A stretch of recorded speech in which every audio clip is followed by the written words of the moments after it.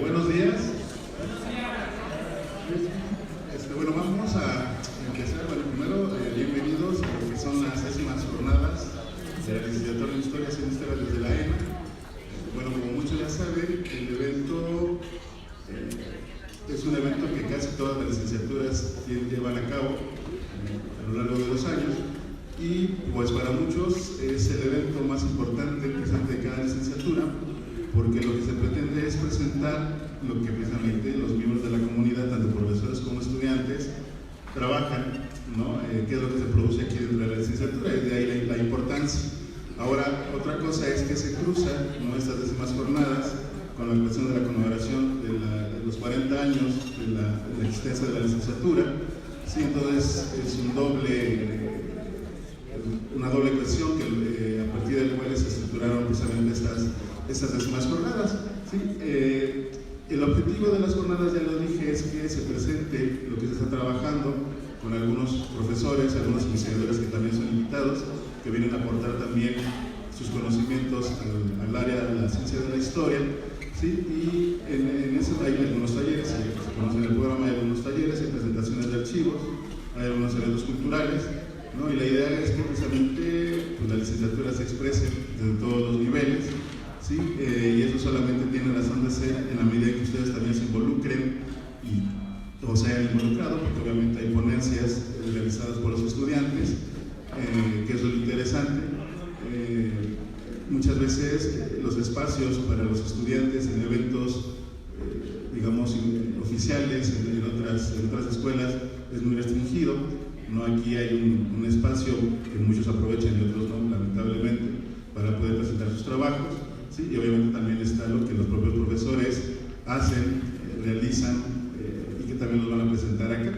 Pero también eso se va a enriquecer a la medida en que ustedes participen, que no sean invitados o sujetos pasivos en las mesas que se van a presentar, sino también que puedan participar con sus preguntas, con sus cuestionamientos, ¿no?, con sus críticas, incluso, obviamente eso se vale, ¿no? El espacio se abre para eso, para que se conozca la licenciatura, sobre todo para los nuevos, los que acaban de entrar, que se conozca un poquito o mucho lo que se hace aquí, lo que ha sido la escuela, y obviamente eso implica la crítica, y vale la crítica, pero no los criticones que solamente critican sin tener argumentos, ¿no? Ya muchos saben a qué me refiero, ¿no? Y que precisamente los trabajos que se presenten ustedes también, insisto, colaboren con sus participaciones. Y yo creo que aquí nadie viene a demostrar quién es el mejor, ni que lo que está diciendo es la verdad de Dios, ¿no? Como también se ha visto ahí en las redes, que muchas ponencias o ponentes que vienen a ver que son los mejores y a desprestigiar a los demás, pues creo que tampoco como que va ahí el asunto. Yo creo que se viene a discutir, ¿no? Y lo que se expone tiende a que tener el respeto de los que están oyendo, y eso no implica que también se les pueda cuestionar, pero en buen plan. Sí, entonces esperamos mucho que las jornadas lleguen a buen fin, que se elaboren de una manera catedrática, que se elaboren de una manera académica, ¿sí? Más allá de obviamente de los pleitos personales, de las diferencias que hay con cualquier institución, con cualquier licenciatura. ¿Sí? Estas jornadas están armadas en el buen sentido, con la buena intención. Los que estamos aquí, los de la academia, no creo que saquemos ningún provecho escondido de estas jornadas. ¿Sí? Entonces esperamos que sea un buen ejercicio reflexivo, ¿no?, lo que vamos a ver aquí. Y bien, vamos a empezar con lo que va a ser el primer evento, que es una reflexión por parte de los miembros de la academia sobre lo que ha sido la experiencia precisamente de ellos, tanto de alumnos como profesores, como investigadores, algunos ocupando cargos de dirección, etcétera, que se los van a platicar. ¿Sí? Y esperamos que, insisto, que ustedes se relacionen, ¿no?, preguntando, interesándose por lo que se va a plantear aquí. Como dije en esta primera mesa, va a ser una reflexión de lo que ha sido de la licenciatura por parte de los miembros de la academia, que se los presento rápido, a pesar de que ellos se presenten de una manera ya más detallada. La profesora Catherine O, ¿no? Que es tiene que ver o maneja mucho lo que es la historia popular, la historia cultural desde la historia de la popular, ¿sí? El profesor Alfonso Mendiola, ¿no? Tenemos también al profesor Luis Caballero, que es de los que se acaban de integrar precisamente a la planta de profesores de tiempo completo a la academia, el profesor Alejandro Pinel, Plasencia, el profesor Arturo Luis Alonso Padilla, y también de las nuevas de la academia, la profesora Lidia López Ferma, son los que conforman precisamente la Academia de Historia. Faltan 4 profesores que esperamos lleguen un ratito, que es el profesor Pantoja, la profesora Urban, el profesor Robert Espinosa y el profesor Quintino. Esperemos que lleguen también para que se suban a la mesa y comenten su experiencia aquí en la escuela. Entonces, pues empezamos. No sé si empezamos con la doctora.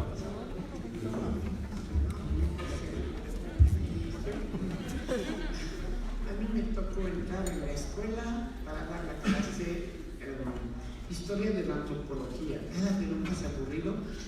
Estaban todos reprobados, tuve 50 alumnos porque eran reprobados semestre que venían.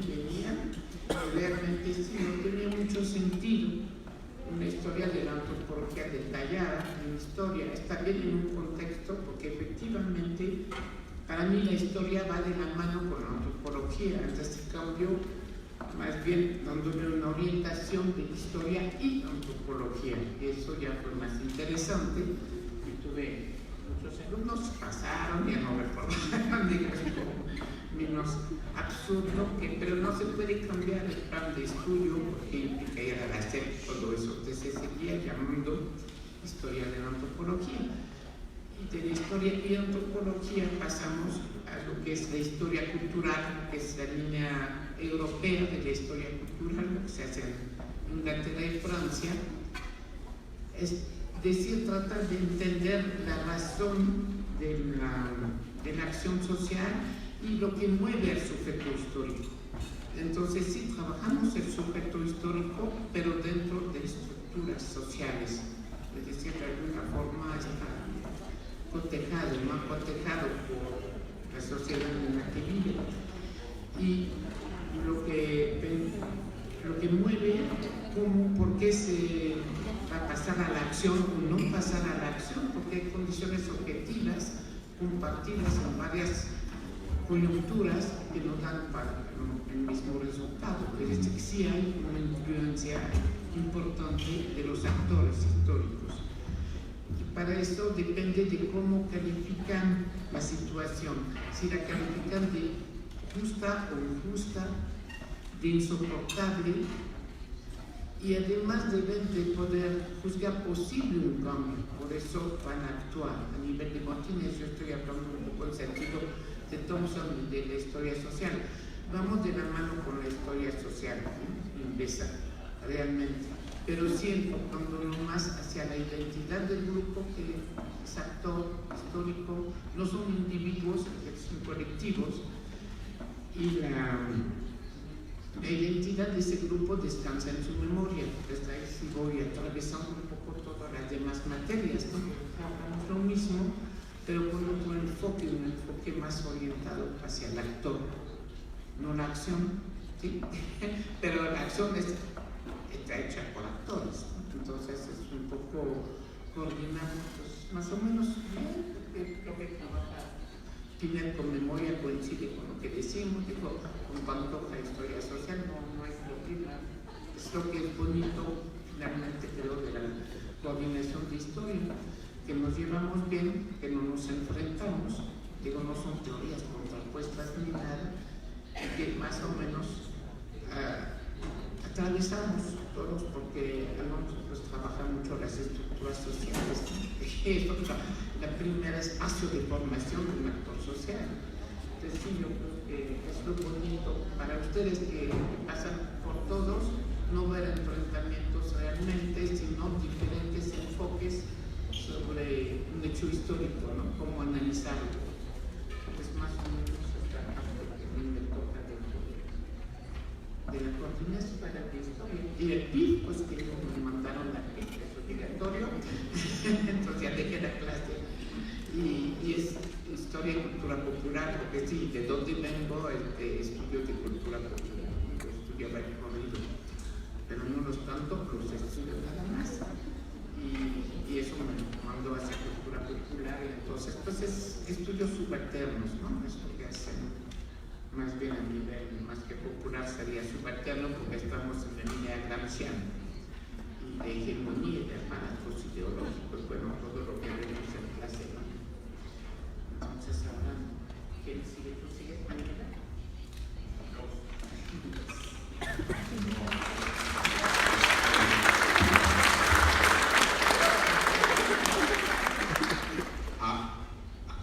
A ver, estamos por primera vez estoy en el aula, lo cual me intimida estar en un auditorio. Estamos, y Alejandro Pinel me lo recalcó, recordando 40 años de la licenciatura. Lo primero que yo les diría es que Alejandro Pinel me hacía ver cómo el tiempo vuela, el tiempo se va muy rápido. Entonces la primera tesis y afirmación que les diría a ustedes: aprovéchenlo, porque el tiempo se va rapidísimo. Yo me incorporo a la licenciatura en 1980. La licenciatura se había creado en 79 y había yo estudiado antes la licenciatura en filosofía y la licenciatura en antropología social. La hice aquí en la Escuela Nacional de Antropología. Aquí Kobe me va a regañar porque sabe que no fue en este plantel donde estudié. Estudié en la década de los 70 y teníamos cursos de antropología con alguien que va a ser nombrado muchas veces, que es Guy Rosat. Guy Rosat nos impartía cursos de antropología. Uno de los que recuerdo es antropología política, y lo que él hacía era una historia de cómo nace el concepto de hombre, cómo nace el concepto de antropos en el mundo moderno, y trabajábamos desde Hobbes, Locke, la economía política clásica, y ver cómo ese concepto se insertaba en la aparición de la antropología en el siglo XIX. Lo que descubríamos era cómo el concepto de hombre estaba restringido a la figura del macho, del adulto, del blanco, del propietario, y eso lo veíamos en cómo se trasladaba al discurso antropológico en el XIX. De ahí, de este tipo de trabajo, se dan cuenta que es lo que hoy se entiende como historia conceptual. Guy empezó a ver que era indispensable abrir una licenciatura en historia, y que esta visión histórica ayudaría mucho a la formación de los estudiantes en la Escuela Nacional de Antropología e Historia. Y entonces inicia con todo el proceso, nada se hace individualmente, entonces empieza con un grupo de gentes a proponer la carrera. Yo en 1980 me inicio a impartir clases, como ahora los que van a renovar la planta de profesores de historia. Llego a la universidad, a la Escuela de Antropología, y lo primero que me dicen es: tienes que dar las materias que nadie quiere dar. Ese es Esa es la consigna, ¿verdad? Las que nadie quiere dar. Aquí la mayoría conoció a Diego Rosado y saben que no pedía las cosas, ordenaba aquí, ¿no? Y ordenaba y había que cumplir.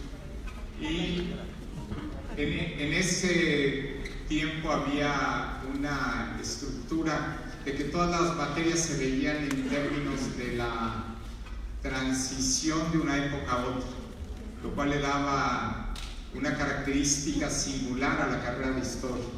No se estudiaba historia de Grecia y Roma, historia medieval, sino se estudiaba la transición de la historia grecolatina, del periodo grecolatino al periodo medieval. Y son una de las materias que me deja Guy en cuarta. Luego hablaré de mi ignorancia en ese momento que me pide que de esas materias no tenía la menor idea de qué era la historia de Grecia y Roma y qué era la Edad Media y en qué consistía este tema de la transición. Y luego me pide que dé también transición del feudalismo al capitalismo, que son las materias que me pide que dé, y luego, lo cual era totalmente irónico, me pide que dé historia de la Revolución Francesa, con esas materias, inicio mi participación en la licenciatura en 1980. Después de impartir esas materias, como yo venía de la carrera de filosofía, el texto de historia rompía mis esquemas de lectura. Es decir, leer libros de historia me sorprendía la forma en que se exponía el contenido en esas obras. Entonces, para mí era un interrogante: ¿qué es un libro de historia? ¿En qué consiste? ¿Cómo está estructurado? ¿Cómo se valida el conocimiento histórico? Entonces, desde que empecé a dar las clases, ¿cómo se construye un personaje en un libro de historia? Entonces me interesé mucho bajo esta sorpresa de lo que resulta extraño. Me resultaba extraño el libro de historia y empecé a preguntarme cómo está estructurado en términos literarios, estilísticos, cómo esta forma estilística en un alto porcentaje tiende a la forma narrativa. El libro de historia aparece como una narración. Luego ver las categorías que se usaban, el uso de la argumentación tal como se presentaba en el libro de historia, para mí me sorprendió muchísimo. Y a partir de ese momento me interesó la pregunta: ¿qué hace el historiador cuando hace historia? Esa era una pregunta que yo me hacía a partir de la llegada a la licenciatura de historia. Guy impartía la historiografía grecolatina y la historiografía medieval. Nuevamente, cuando él decide irse a Jalapa, me pide que yo imparta las materias en 1990. Entonces me toca iniciar con historiografía grecolatina e historiografía medieval, y nuevamente se convierte en un enigma para mí que es la historia en sus orígenes con Heródoto. Y mi pregunta era cómo escribe el historiador de la Grecia clásica, del periodo helenístico, de la Roma, de la historia medieval, que es lo que ustedes me han tolerado durante muchos años, han tolerado que les hable de esas cosas extrañas. Y la pregunta que me marcaba muchísimo es cómo es posible hablar del pasado y cómo era posible referirse a acontecimientos que ya habían dejado de existir. Y veíamos cómo Heródoto fundaba su conocimiento del pasado en el ver y en el escuchar. Y como Heródoto, lo que les repito constantemente en clase y que se ha vuelto un cliché para mí, para poder, como nos obligan a dar 2 horas seguidas, te invento muchos clichés para que alcance hasta las 11, porque si no se acaba muy rápido. Ese cliché que les he hecho 1000 veces, Heródoto queriendo ser Homero, solo puede ser Heródoto.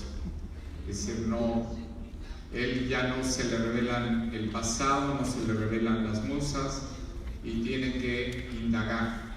Y entonces la historia surge como un proceso de indagación particular. El trabajo para mí siempre es fascinante y novedoso. El libro de historia no ha dejado para mí de ser un lugar de una forma de saber y de conocimiento muy particular. Para concluir, les diría que no hay nada más ilusorio, y por ilusorio digo ficticio, que la mirada retrospectiva, es decir, contar cómo fue la historia de estos 40 años. Siempre implicará una visión teleológica, es decir, qué fue la llegada a esta carrera y lo que fue el impulso de todos los que iniciaron la licenciatura. Les diría como un elemento central que hubo una gran entrega de todas las gentes que formaron parte de la carrera, con una gran ilusión de que ésta fuera consolidándose, creciendo. Como Catherine dice, en un medio que era un medio antropológico y donde teníamos que buscar esa relación. Y yo les diría que 40 años después veo que la carrera se ha consolidado, que la carrera tiene un lugar en las instituciones de enseñanza superior donde se da historia, y yo diría que tiene un sello particular la carrera de historia aquí. Yo ese sello lo diría con respecto a los alumnos que tengo en historiografía grecolatina y medieval, no los que tengo ahorita, porque esos son muy malos, los que he tenido, y yo creo que ya luego platicamos en el salón los nuevos. Lo que ha sido para mí realmente gratificante es ver la actitud de ustedes en el primer semestre, oyendo hablar a un hombre ya viejo de un tema extrañísimo que es la historiografía grecolatina, y lo que hace que la carrera para mí sea un lugar sumamente gratificante es la actitud de ustedes en el curso, el interés, las preguntas. Yo diría que la carrera está conformada por ustedes, y que ustedes son los que le dan mayor o menor calidad a la carrera. Los profesores hacemos lo poco que podemos, ustedes cuando me corrigen lo hacen mejor de lo que yo lo digo. Ya voy a repartir mi salario entre ustedes.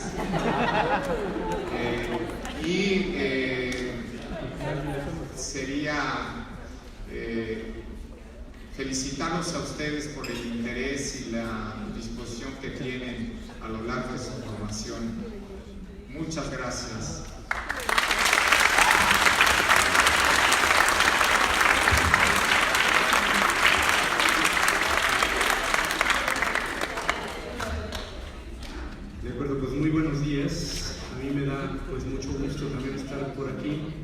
Cuando vi que se trataba de dar un balance acerca de la licenciatura, yo dije, en la torre, yo ¿qué balance voy a dar si me voy integrando aquí, ¿no?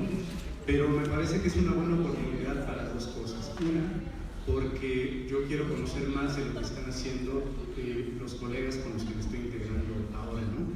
Tenía referencia al trabajo de varios de ellos, porque son temas que me interesan. Tenía, por ejemplo, referencia a lo que ha escrito la doctora Catherine sobre los corridos, porque mi línea principal de investigación es precisamente la música. Tenía referencia al profesor Mendiola por el asunto de la retórica en los textos, ¿no? Y, por ejemplo, otro tema que tengo en común con el profesor Pinet, pues es la memoria histórica. Son temas que me interesan a pesar de que la música sea, digamos, la columna vertebral de mis líneas de investigación, ¿no? La otra oportunidad, pues, es precisamente para presentarme con ustedes, ¿no?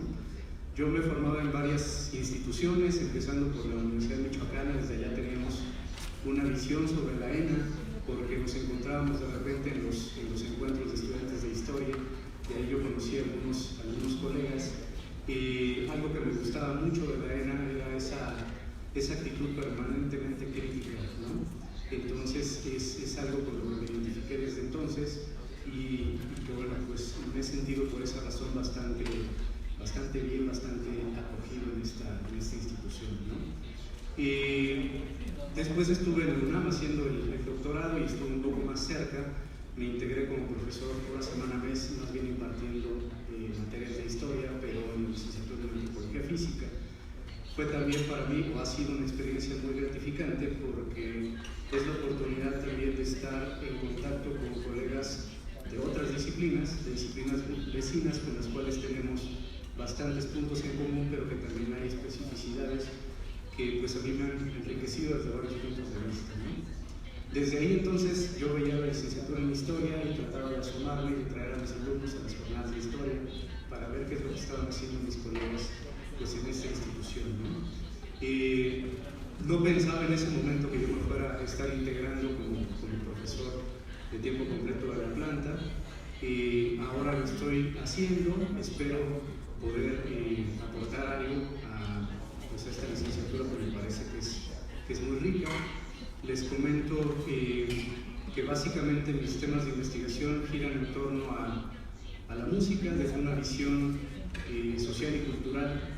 Me interesa mucho cómo la música puede ser un documento que nos puede hablar mucho acerca de la época en la que se produce, pero también cómo la música puede ser un artefacto cultural que tiene pues un papel significativo en la configuración de lo social también, ¿no?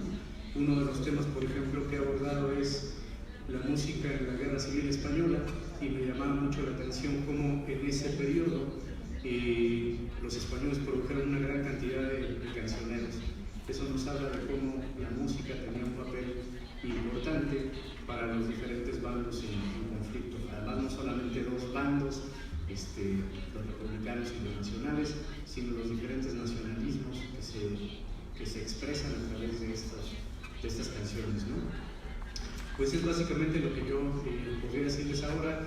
El día de mañana, y voy a hacer comercial, me toca coordinar una mesa que tiene que ver precisamente con la música, y la titulamos La música como fin y como pretexto. La música también como ese periscopio que nos puede ayudar a asomarnos a ver otros aspectos de la sociedad. Vamos a hablar sobre todo del periodo novohispano, que es el que más he trabajado en lo que respecta a lo que ahora es nuestro país. Y pues bueno, me presento ante ustedes, me da mucho gusto estar por aquí, y también me da mucho gusto conocer personalmente a mis colegas. Por aquí nos seguiremos viendo. Muchas gracias.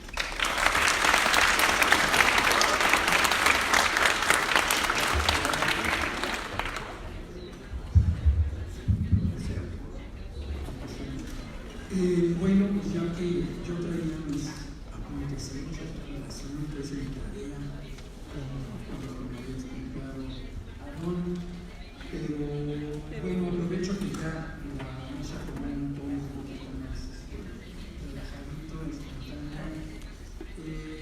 Entonces cambio por leer mis apuntes y cambio. Antes de yo quisiera decir antes de empezar, si no que se me olvidara. Yo creo que es una muy buena idea hacer una lista de profesores de inicio de las carreras de historia. Yo lo que propondría es un poco acorde con los tiempos que están viviendo en la escuela. Habría que pensar en incorporar profesores de asignatura. Porque hay profesores de asignatura que también tienen mucho tiempo en la escuela, o hay teoría académica, en fin, hay una serie de profesores de asignatura que tienen mucho tiempo en la escuela y que creo que también tienen experiencias interesantes que mostrar. Seguramente eso va a implicar para los organizadores un problema, porque si ya hacemos 10 de la academia, pues capaz de que hay que hacer otra mesa, no sé. Bueno, yo suelto nada más con toda responsabilidad la propuesta. Ya los organizadores, el coordinador tendrá que ver qué se hace para otras ocasiones. Bueno, ya que Alfonso empezó aquí rememorando aquellos viejos tiempos, yo también que me tocó como Alfonso comenzar la carrera en el museo, ¿no? Ya somos piezas de museo, todavía me tocó cuando estaba por ahí por el quinto semestre en los que habíamos a la escuela, en una época en que no había carrera de historia. Bueno, ustedes muy bien saben, la carrera de historia empezó en 1980. En realidad veníamos más o menos en una situación similar a la de mi Viola. Yo había estudiado la carrera de social. Lo que habrá que decir es primero un antecedente, que lo he dicho en otras ocasiones, pero yo no sé si todos ustedes están enterados, lo repito porque sé que hay algunos que no me interesa. Cuando se fundó el INA, que fue en una época en la que se fundaron muchas de las instituciones que hoy tienen que ver con el trabajo de la historia, el Colegio de México, Filosofía de la UNAM, Económicas, en fin, ¿no? La lista es muy larga. Eran instituciones muy chicas, digamos, ahorita vemos la INA y bueno, pues es una escuela chica, pero son 3 edificios, hay, pues no sé cuántas ahorita los digo,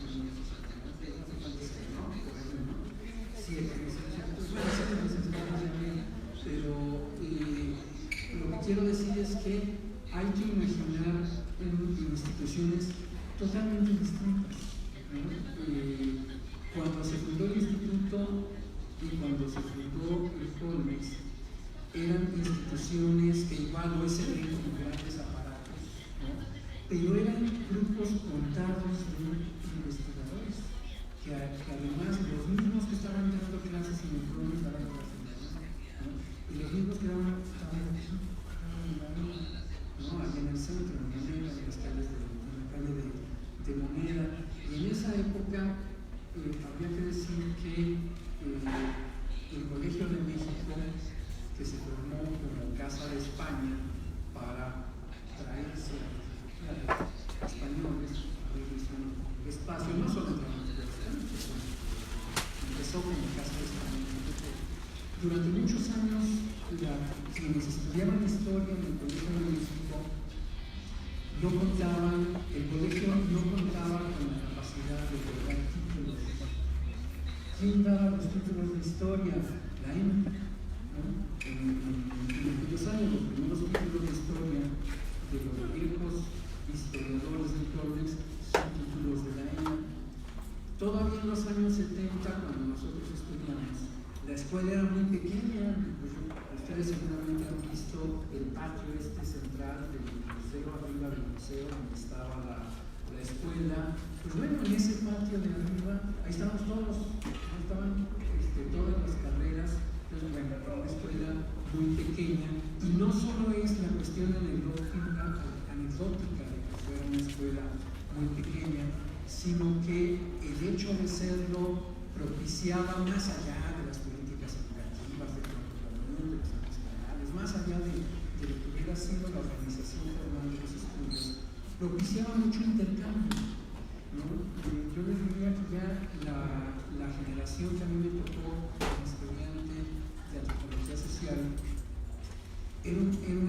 generación que ya estaba muy interesada en la historia. Muchos de mis compañeros de la generación terminaron en historia. Yo terminé en historia. De allí que, pues algunos vimos como cuando Barraquín empezaban a organizar la carrera de historia, me acuerdo de las discusiones, ¿no? Me acuerdo de todo esto que decía Alfonso, ¿no? Me acuerdo de los quizazos de Luis, ¿no? Que a veces me dan ganas de yo retomarla, ¿no? en clase.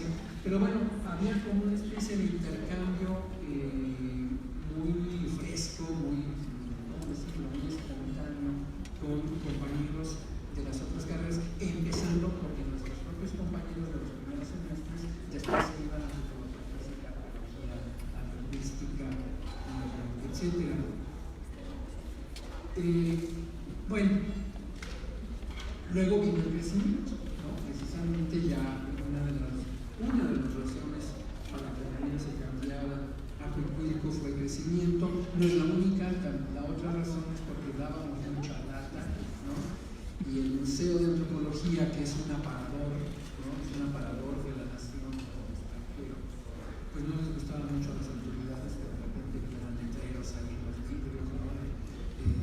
Falta de presupuesto, que ya entonces ocurría, en fin, las movilizaciones estudiantiles, pues yo creo que también hubo una razón pues política, ¿no?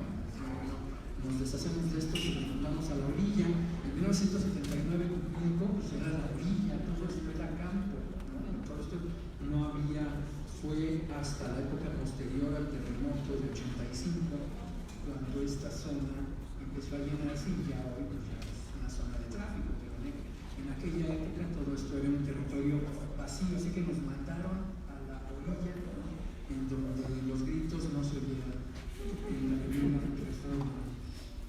Bueno, no me voy a alargar en esto. Lo que diría por otra parte es que bueno, cuando yo entré a la escuela, también me tocó, cuando yo entré como tiempo completo, me refiero, también recordé esto que decía Alfonso, ¿no? La suerte de novatada a los nuevos, que por cierto habría que pensar qué novatada es la primera. Sí,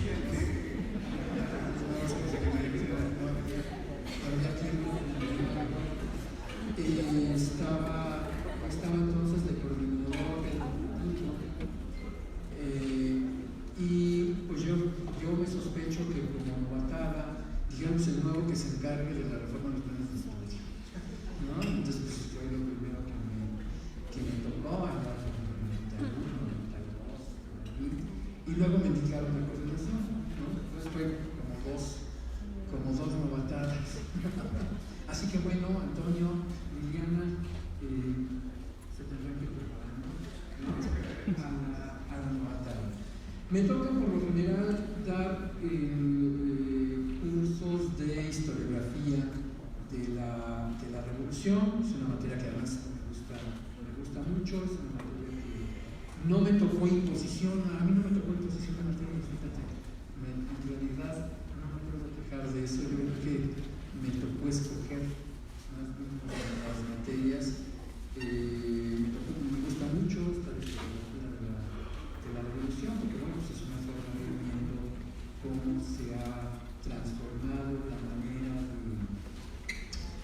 manera de leer, la manera de escribir, la manera de investigar la historia durante el siglo XX, ¿no? Que es un periodo de cambios muy profundos, porque poco a poco van desapareciendo las generaciones de abogados, periodistas, médicos, políticos y militares que escribían historia, muchos de ellos que se habían formado de manera autodidacta, y cómo la creación de carreras de historia a partir más o menos de los años 40 hizo convivir a todos esos personajes que se fueron haciendo cada vez más viejos con los jóvenes que habían estudiado carrera universitaria. Y entonces eso hizo que los libros que eran muy anecdóticos, que eran muy de memorias del general, de estos libros de los que se burla mucho Jorge Barrancoitia, ¿no? Que no Carlos de Costa, ¿no? El típico general que escribe sus memorias de la revolución. ¿Cómo se fue transformando esto en estudios académicos sobre la historia de México en el siglo XX? Entonces es un proceso muy interesante de cómo se fue transformando la manera de investigar y de escribir historia. El otro curso que me gusta mucho es el de memoria, que bueno, pues ya cantó su anuncio, pues yo haré lo propio, ¿no? Ahora a las 7 tenemos la mesa con estudiantes que han participado en un curso operativo que ha funcionado durante varios años sobre la relación entre la memoria y la historia. Yo creo que la ventaja de que seamos muchos profesores, no solo de tiempo completo, sino también de asignatura, la ventaja de profesores con distintos enfoques de los que hablaba Caterina, ¿no? Yo creo que tiene una gran ventaja, que ustedes pueden ir viendo desde distintos puntos de vista una problemática específica, ¿no? Bueno, un poco desde el sujeto, un poco desde yo vería un poco la dinámica de la memoria, podemos decir un poco cuál es la dinámica de la memoria, cómo han resurgido, cómo para los historiadores ha resurgido el problema de la memoria de una forma que no se había planteado en el pasado, ¿no? Sobre todo a través de la multiplicación de los testimonios, a raíz de los testimonios del Holocausto, que se manifestaron muchos años después del Holocausto, los años 70, los años 80. A partir de entonces, la presencia de los testigos vivos y actuantes, ¿no? La presencia de, por ejemplo, víctimas de las dictaduras, movilizados en términos políticos, y cómo esto genera a veces una situación de tensión, en algunos casos, con los historiadores, ¿no? Un poco por las diferencias, ¿no? por las diferencias que hay entre la disciplina histórica y el discurso memorialista, ¿no? También en esto van a encontrar opiniones distintas, ¿no? Arturo va a pensar otra cosa, por supuesto, pero bueno, eso es bueno, que conozcan las distintas versiones de un problema histórico específico, pues precisamente de eso se trata, yo diría, la educación superior.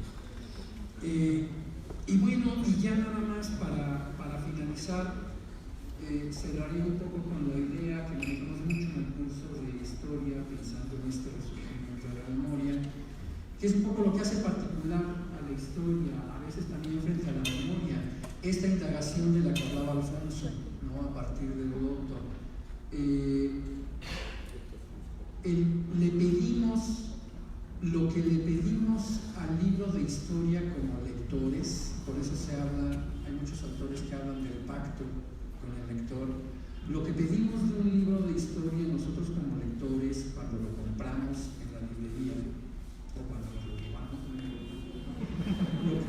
lo que pedimos al libro de historia es un balance, una jerarquización, una interpretación, una narración, un análisis que un autor o varios autores nos proponen acerca del pasado, acerca de una indagación del pasado, ¿no? Eso es lo que le pedimos.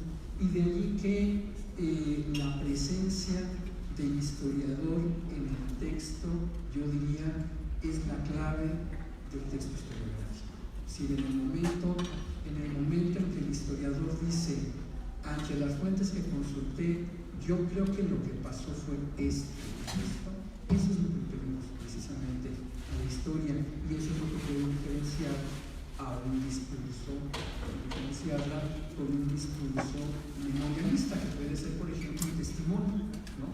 Puede ser un testimonio específico. Bueno, es un poco lo que insistimos en el curso, tampoco me extiendo en esto. Bienvenidos nuestros nuevos compañeros, Antonio y Liliana, y bienvenidos también los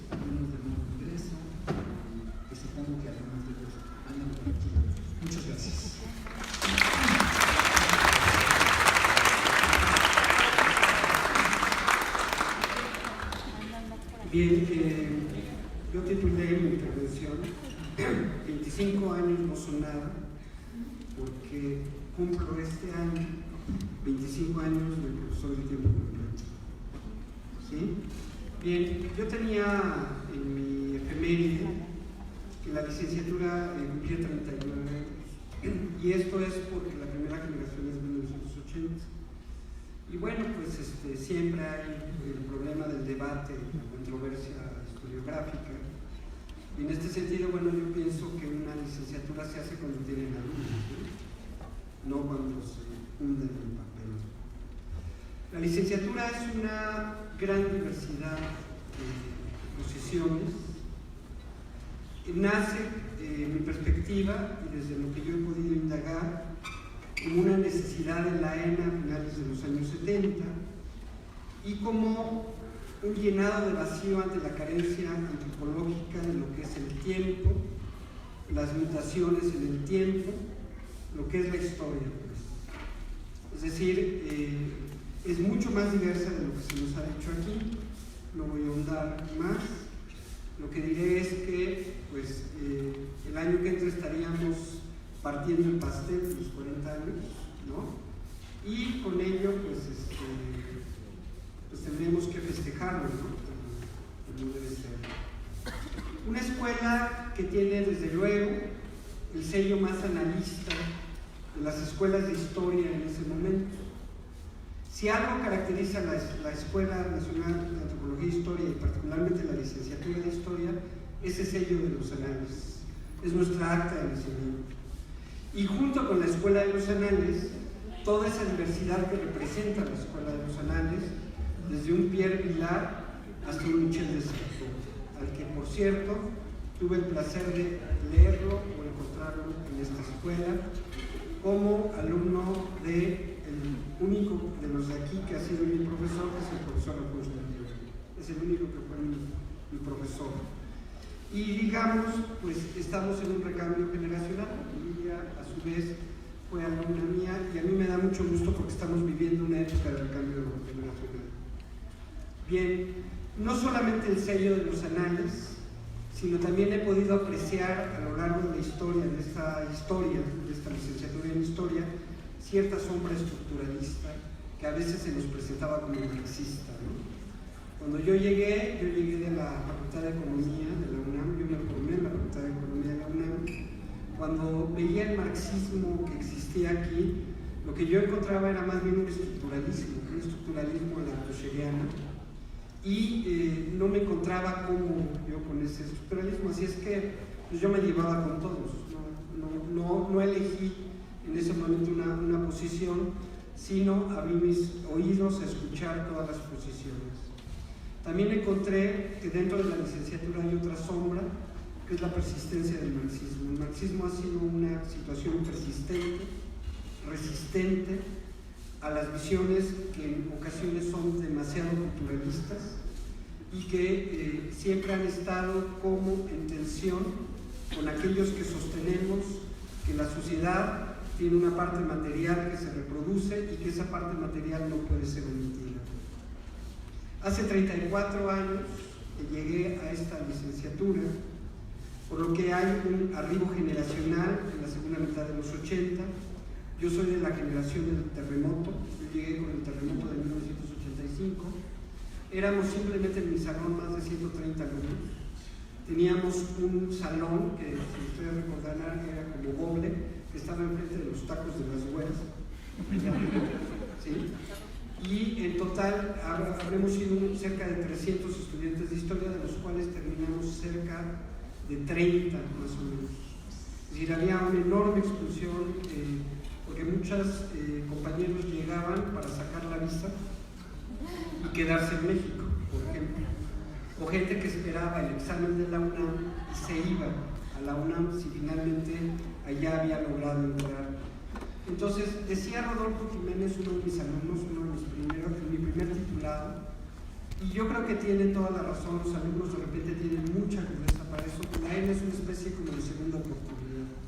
Es decir, los que llegan aquí, llegan a veces habiendo estudiado una segunda carrera, o como segunda carrera, que fue el caso mío, Yo llegué ya siendo un economista ejerciendo y llegué a esta escuela pensando que me iba a encontrar el detalle. Es decir, que aquella generalidad que yo había aprendido en la facultad, que me había formado, iba a completarlo con el detalle que me podía dar la historia sobre aquellos hechos o acontecimientos que no había podido estudiar a fondo, No pensé jamás, o sea, que me iba a quedar. Finalmente la escuela me fue absorbiendo, y es que la Escuela Nacional de Antropología tiene ese efecto, es un efecto atrapante, es decir, te atrapa y luego ya no te deja ir, Bien, yo diría que a pesar del profundo respeto que encuentro por los fundadores, yo creo que la escuela, la licenciatura de Historia está marcada más bien en un 80% del tiempo por el trabajo de esta generación que entramos. Es decir, los que aquí están en la mesa en muchos casos pertenecen más a esta nueva generación que a la primera generación. De la primera generación solamente tenemos al doctor Alfonso Mendiola, y el resto nosotros nos hicimos cargo. Por lo tanto, también hay que focalizar el trabajo, si se quiere hacer una historia de la licenciatura de Historia, en esta generación que llegó después de 1985. ¿Qué fue lo que sucedió? Yo diría, yo coincido con Alfonso Mendiola en el sentido de que esta escuela, estas generaciones de historia, son generaciones muy críticas, son generaciones bien formadas, que en general incluso tienen en muchos casos talento, y ese talento obedece a que precisamente aquí existe una gran polémica y existe una gran diversidad de posiciones que les permite a ustedes tener distintos ángulos.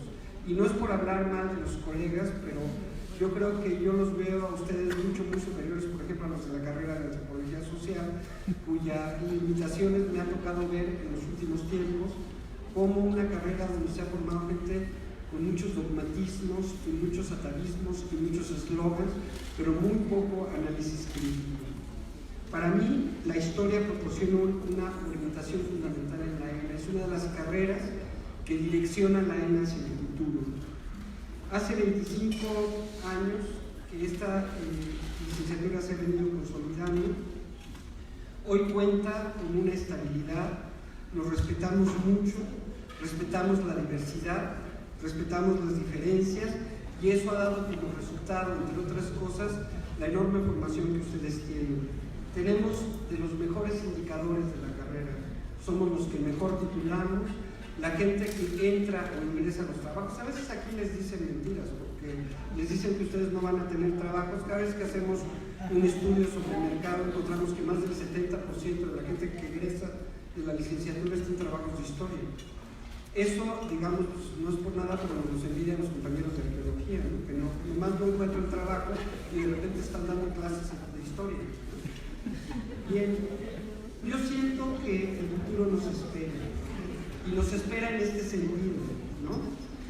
Va a cambiar la relación laboral con los profesores de hora, semana, mes de la ENA. Son profesores de hora, semana, mes, esperemos que sean profesores de asignatura, porque hemos venido reclamando a la dirección del INA la creación de plazas de asignatura por concurso, porque aquí no se entra por individualidad, se entra por concurso, y en este sentido la posibilidad de abrir las plazas va a generar una permanencia de profesores de asignatura que va a venir a reforzar la planta de toda la escuela.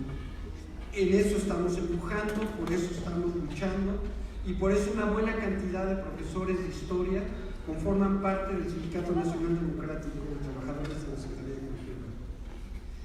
Tenemos que hacer un cambio ordenado del plan de estudios, y también este cambio ordenado y estas transformaciones que la escuela requiere, donde la historia ha sido protagonista, sin lugar a dudas, requieren un compromiso de la escuela para direccionar hacia dónde vamos hacia el futuro. Termino diciendo esto. Yo me dedico y me he dedicado fundamentalmente al estudio de las sociedades industriales. Este detalle que yo venía a tratar de consolidar desde la Facultad de Economía, nunca pensé que fuera de las dimensiones con las que me encontré. Hoy en día he tenido que estudiar ciencia política, he tenido que estudiar historia con profundidad, y también he tenido que estudiar cuestiones como antropología física. Es decir, esto me ha demandado algo que en mi adolescencia nunca me hubiera imaginado, pero esto no lo he hecho por arrogancia, sino lo he hecho porque he sentido la necesidad, sobre todo ante la demanda de los estudiantes, de responder nuevas preguntas, nuevas interrogantes y nuevas cosas. Bienvenida pues sea estos 39 años de licenciatura, y yo estoy muy contento de estar aquí. Yo no me arrepiento de haberme quedado en la escuela. Creo que ustedes han sido el mejor premio que yo he podido tener a esta institución. Gracias.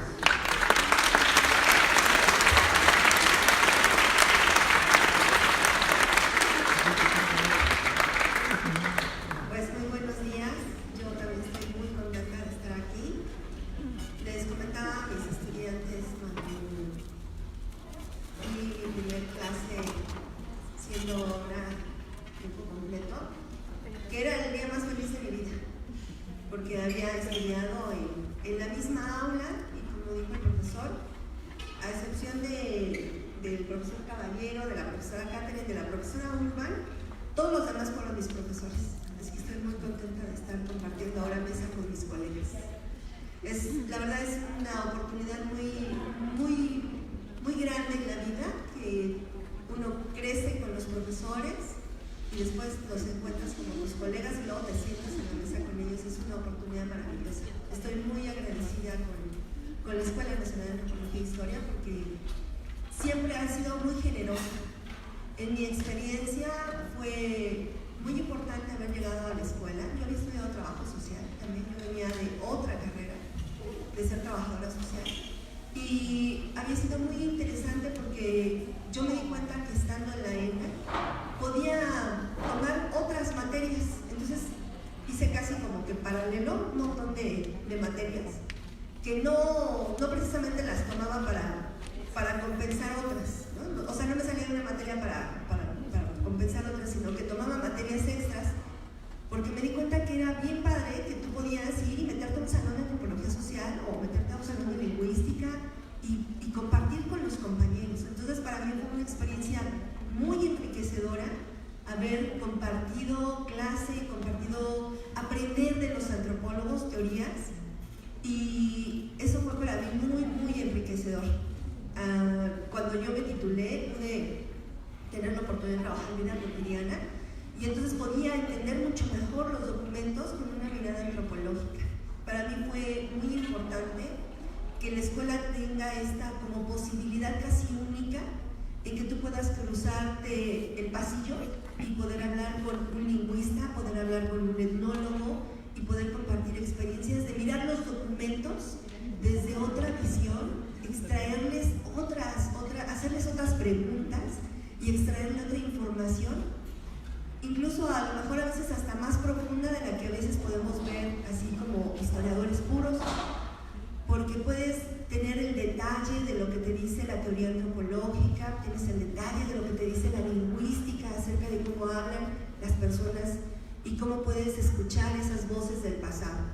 Bueno, para mí fue una experiencia maravillosa haber estado en la escuela, también cuando fui estudiante, no solo por esto, sino porque además haber hecho esta unión con otros compañeros nos permitió tener un grupo fuerte, digamos, de compañeros con los que te ibas a las marchas, a la lucha, a entender que la ENA era una escuela muy combativa, pero que además era una escuela muy inteligente, que no solo te parabas y decías que te caía mal el gobierno, sino que además tenías fundamentos históricos, fundamentos antropológicos para poder decir por qué las cosas estaban mal.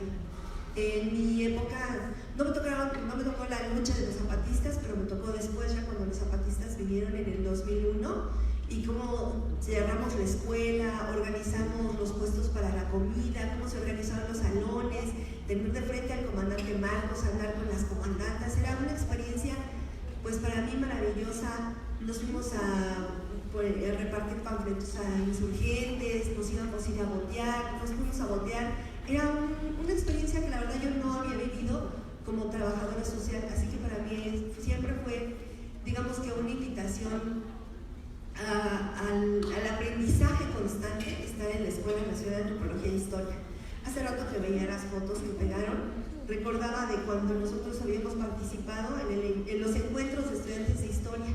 La la ENA tenía un lugar importante, no había muchas universidades como ahora, que dan, así, muchas universidades dan historia, lo cual a mí me parece que es una invitación a ponernos más las pilas en la ENA. En mi época, les decía a los compañeros cuando estábamos viendo las fotos, nosotros íbamos a los encuentros de estudiantes de historia y estábamos con los de la UNAM, con los de la UAM, y a ver si por ahí se asomaba alguien de la Ibero. Muy pocos compañeros de la Ibero se asomaban, pero iba así como los clásicos de la UNAM, de la UAM y nosotros de la ENA. Y ya ahora ves que hay muchísimas licenciaturas que también dan historia, ¿no? Ya es no solo la UACM, el claustro de Sor Juana, la Anáhuac. Entonces se ha diversificado la oferta y la ENA tiene que ponerse más las pilas para tener un lugar, ¿no? Una posición que siempre había mantenido a la vanguardia cuando nosotros íbamos a los encuentros de estudiantes de historia. Decían la ENA y era así un bloque que se veía fuerte, ¿no? Siempre había gente con ponencias, siempre había gente, era un grupo importante. Entonces yo los invito a que sigan preparándose, que se preparen mucho nuestros profesores, y yo como profesora damos lo mejor en el aula, pero damos un 50% y el otro 50% depende de uno como estudiante, de ustedes como alumnos, dar la otra parte, hacer la otra parte que les toca, no solo por las tareas, sino además prepararse en otros ámbitos, ¿no? Les decía, cruzar a lo mejor el pasillo y meterse a una clase que les parezca interesante, ¿no? O cruzar el pasillo y hablar con un colega de otra área que a lo mejor les aporta algo nuevo. En mi época también nosotros hicimos un empuje hacia la archivística, muchos colegas incluso que todavía siguen trabajando en la archivística. Era algo que no era novedoso, por supuesto, los historiadores siempre hemos trabajado con los archivos, pero era algo que estaba impulsándose bastante. Yo entré a trabajar en archivos parroquiales, que era algo pues como nuevo en la ENA, digamos. No había digamos que no se habían trabajado mucho los archivos parroquiales, y tuve la fortuna de trabajar con Jorge Garibay, que es el maestro de los archivos parroquiales en el AGN, y fue una experiencia muy importante. Muchos colegas de mi época siguen trabajando en archivística, y yo creo que es una línea que hay que seguir explorando y construyendo con mucha fuerza en la ENA, en esta reflexión que hacemos de los 39 a los 40 años. Hay que seguir fortaleciendo esas ventajas que tiene la ENA. Pues yo estoy muy feliz de estar aquí, muchísimas gracias por haber asistido y deseo que las jornadas sean fructíferas para todos. Gracias.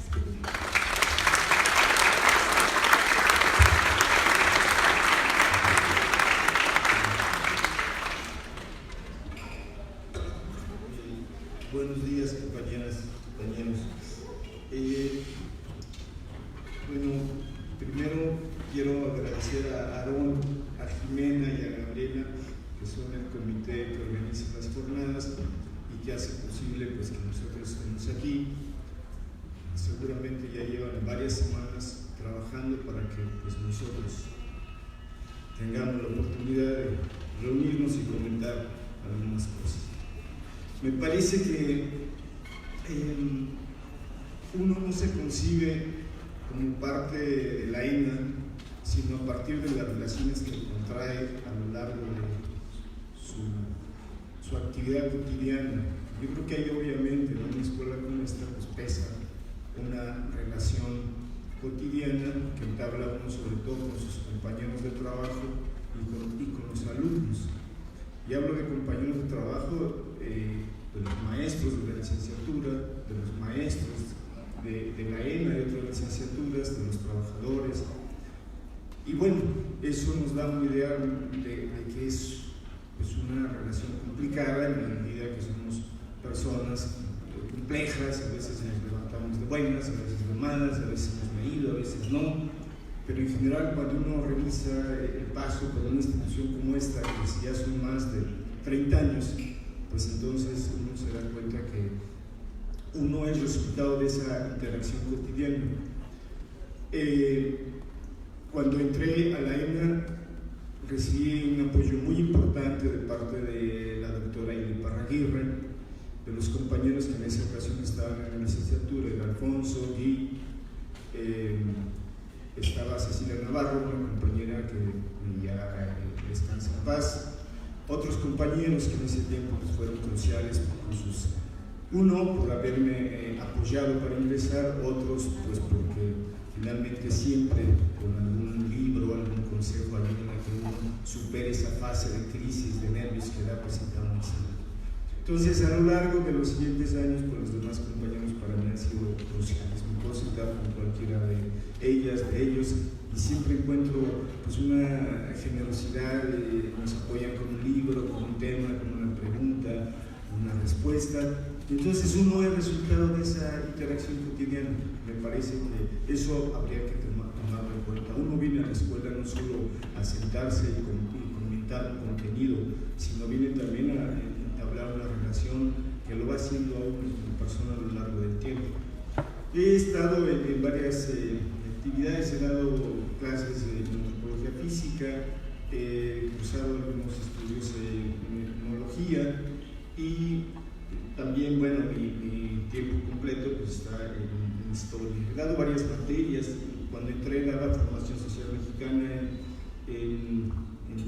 formación social mexicana en antropología física, economía y sociedad, mercado mundial y expansión colonial, transición del feudalismo al capitalismo. Son las materias con las que me inicié hace pues, por ahí de los años 1891, 92, 93. Después, pues, a raíz de lo que fue el ajuste de la actualización del programa de estudios de la licenciatura, pues ya aterricé a lo que sería Reforma y Porfiriato, análisis, y últimamente un área que me ha interesado mucho es la parte de metodología.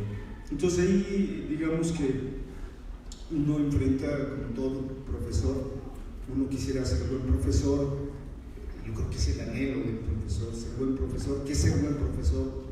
También hay varios parámetros y varias evaluaciones.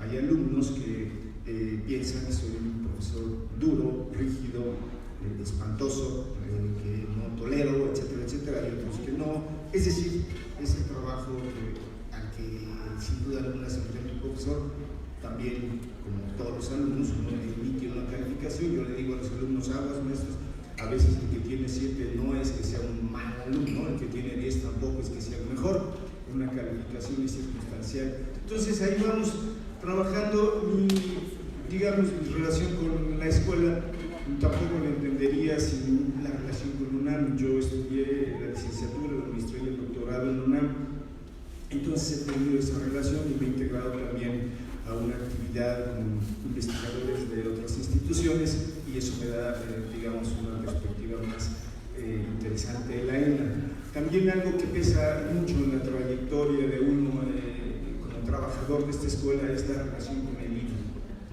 Nosotros somos profesores, investigadores y entonces es curioso, nuestra promoción escalafonaria dentro de lo que es el tabulador salarial dentro del INA no se da a partir de nuestro trabajo docente.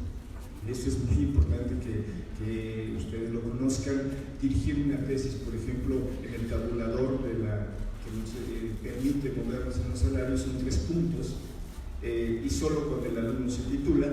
Una ponencia son 10 puntos, publicar un artículo son 20 puntos, es decir, la docencia en el instituto está muy castigada.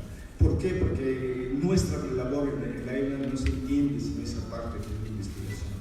Y no solo la investigación formativa, sino que ahora las exigencias cuando uno publica algo son cada vez mayores. En ese sentido, yo creo que las relaciones profesionales que uno habla a lo largo de su trabajo pues es muy importante, si no las enmarca también en el instituto, que entiendo será algo que ustedes en la medida que se acerquen a los últimos semestres también tienen que contemplar en función de la relación que tiene esta escuela con el instituto. Creo que las materias que uno da pues constantemente está una revisión que puede integrar, por dónde dejarlo, etc. Y esa raíz, sobre todo en las crisis que uno enfrenta a partir de los señalamientos que ustedes hacen. Cuando uno llega a la casa, yo creo que le pasa a cualquier compañero, cualquier profesor, cuando uno llega a la casa y da una mala clase, pues no se duerme muy bien, o sea, no es fácil. La labor del docente no es tan fácil. Y cuando las nuevas clases se suman, 2, 3, 4, 5, uno también enfrenta crisis. Y la mejor manera de que estas crisis se puedan superar, pues es la interacción con ustedes en el salón. Por eso es un poco la exigencia, lleguen, participen, digan, porque si no, la crisis que uno enfrenta también se va dando hasta que finalmente la gente dice, ya me voy, no puedo más. Y no, obviamente no es un problema de ustedes, es un problema conjunto, pero tomen en cuenta también la situación que enfrenta el profesor. No hay apoyos en la formación didáctica, el que uno haga un posgrado, el que se vaya a hacer estudios a otro lado, es un esfuerzo individual. Prácticamente en la institución, la ENA no tiene sus programas de apoyo para el desarrollo profesional. Aquí no significa eso que la escuela esté enfrentando una crisis en el sentido particular. Esto sucede prácticamente en todo el ámbito de la investigación y formación universitaria. Entonces, pues es lo que yo les puedo decir, compañeros. Estamos aquí para servirles, la República nos paga y afortunadamente pues somos privilegiados de tener una plaza de tiempo completo como investigador, como docente. Ojalá y los compañeros de hora, semana, mes, de asignatura pudiesen tener paulatinamente una regularización, porque así como yo tengo estos años trabajando en la institución, también hay varios compañeros que tienen esa situación, varios años trabajando, y la situación es prácticamente dramática comparada a lo que perciben. Entonces, para eso sí se requiere que como escuela, como comunidad, no solo como licenciatura, tomemos en cuenta que no solo es historia, sino que es la escuela en general. Pues muchas gracias.